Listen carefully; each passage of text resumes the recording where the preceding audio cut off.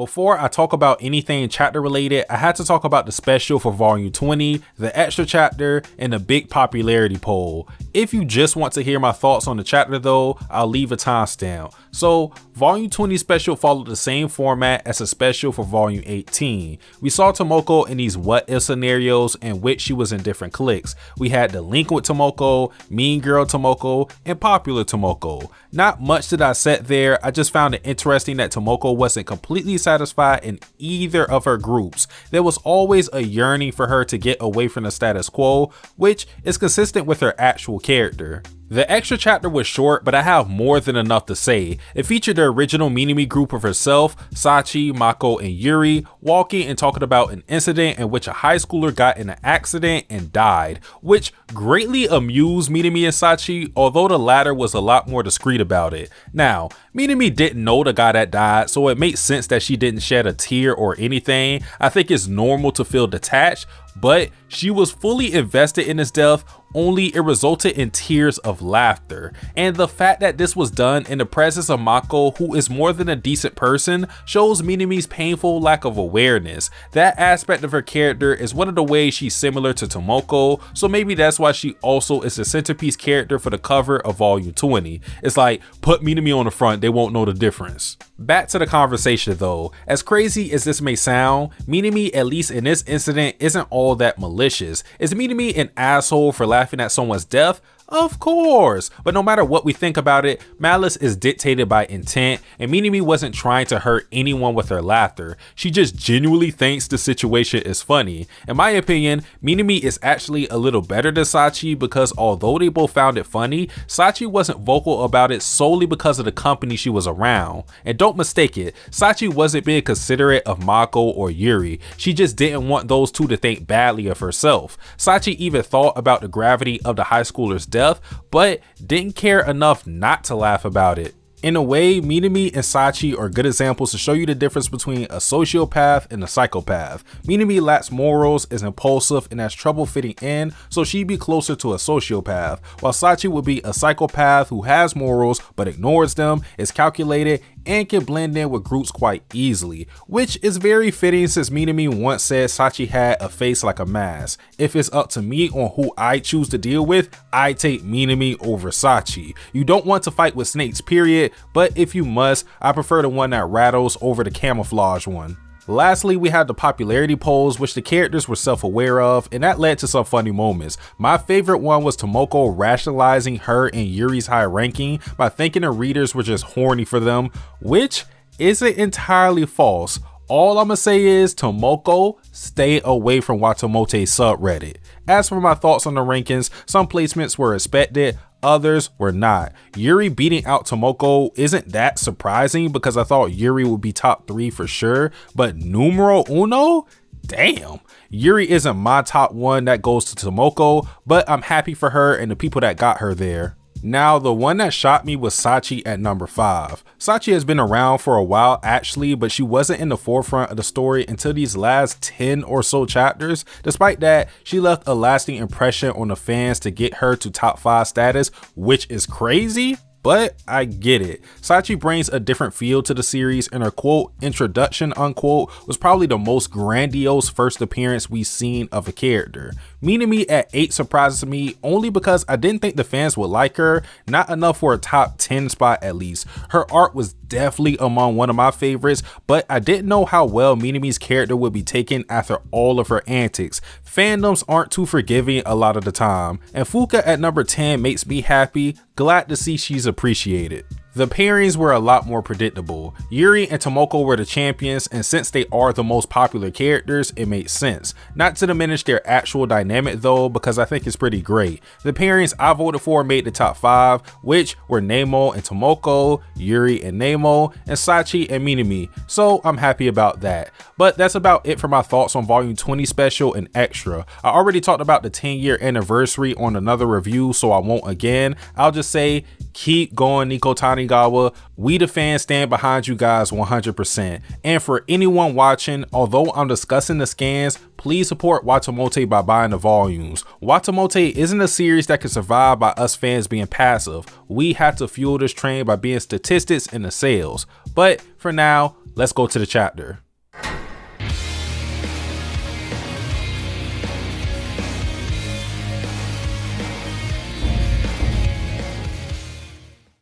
So Tomoko's initial idea for the movie got scrapped, and honestly, I don't know how to feel about that. What Tomoko wanted to do was have a 5-minute movie, but manufacture a problem for her class to overcome and have that be a part of the spectacle. This idea was very original and it put less pressure on Tomoko since a majority of the movie would be somewhat improvised. Now, Tomoko's idea is to have a collection of short videos that incorporate ideas from other people, which is fine, but I think her first idea was much better. Tomoko's new idea for the movie is much more safe, and that's my issue. Maybe us switching movie ideas is a reflection of Tomoko's change as a character. Some might consider her normal now, so a generic idea replacing her first idea, which had more unpredictability and flair, it makes sense that this would relate to Tomoko's progression into normalcy. However, I'm holding on to the idea that something unexpected happens that forces Tomoko into incorporating her original plan into the movie, because no matter how Tomoko has changed, she is still Tomoko.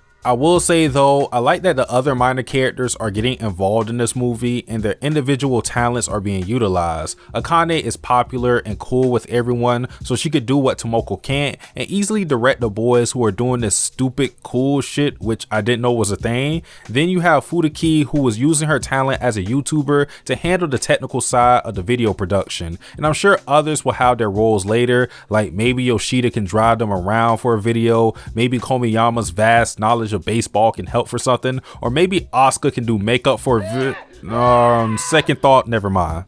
As for the main planners of the movie, we have Tomoko, Yuri, Nemo, and Uchi.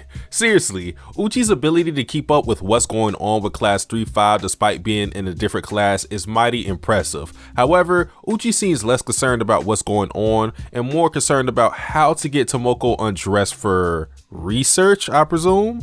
As I said with Tomoko, she has switched her idea to go with a collection of short films, which has added on pressure to her. Because of this, Tomoko deflects responsibility onto Yuri and Nemo and makes them come up with ideas for the project. Nemo and Yuri are both successful in thinking of something, but they both miss in hitting their mark. In spite of this, Nemo and Yuri's idea do hit in reflecting their characters. Nemo's idea is basic, but she herself appears to be unique. She wants to be a voice actress, she has bright pink hair, she's into anime, but in comparison to Tomoko, she seems ordinary. I think Nemo having a boring idea like the one she came up with is a show that although she has dipped her toe in a pool of oddity, she is still ultimately on the surface with everyone else, as opposed to Tomoko, who has dove deep into an ocean of what Uchi would call grossness. Oh, you think darkness is your ally? You merely adopted the dark. I was born in it, molded by it.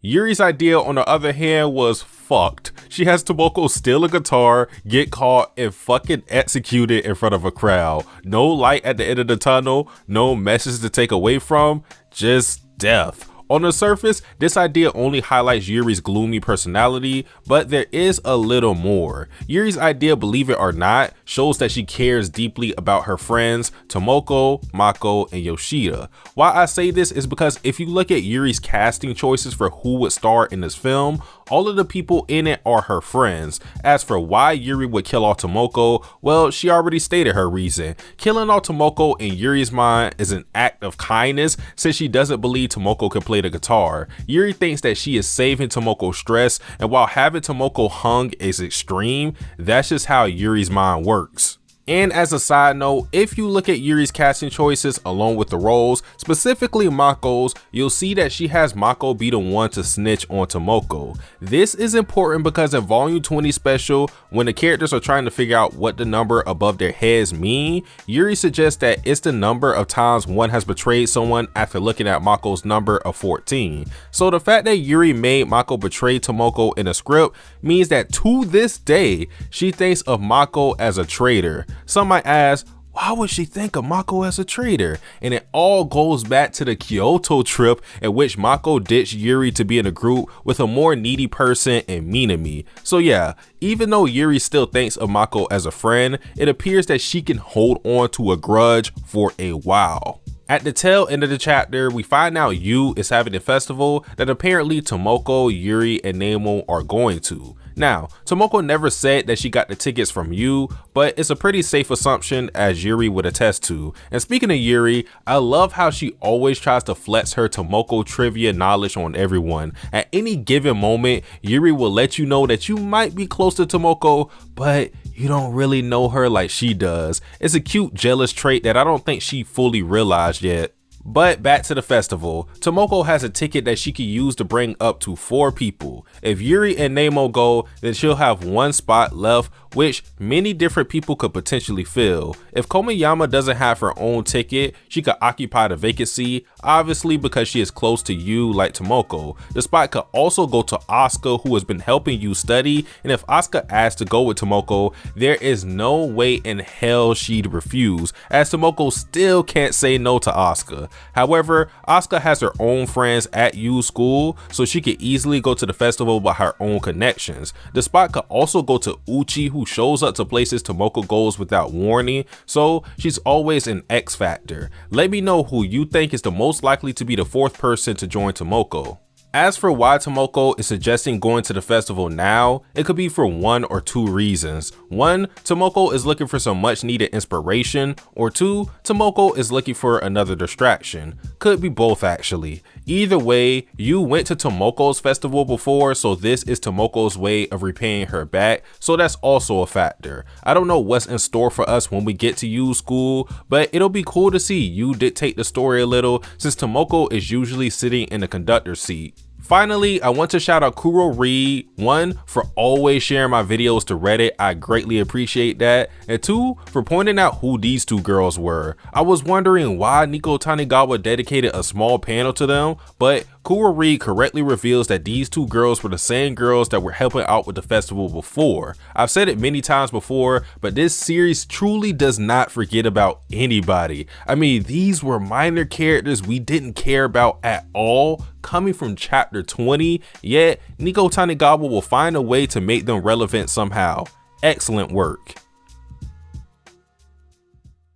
Alright guys, that about sums up my thoughts on this chapter of WataMote. I don't think this chapter was great or the best, but it was good. I look forward to some of the events happening with you and the festival and some of the other things that might happen with this movie. We'll just see in the future, alright? But that does it for this video. If you guys like this video, like, comment, subscribe. I'm Satsuki the Savage, and I am out. Tasting your soul, you're not in control, just giving you goals. Scared of your past, the future is closed. The start is the end is a start. They both are the same, can't tell them apart. Nigga, that's cuz the intro was the outro.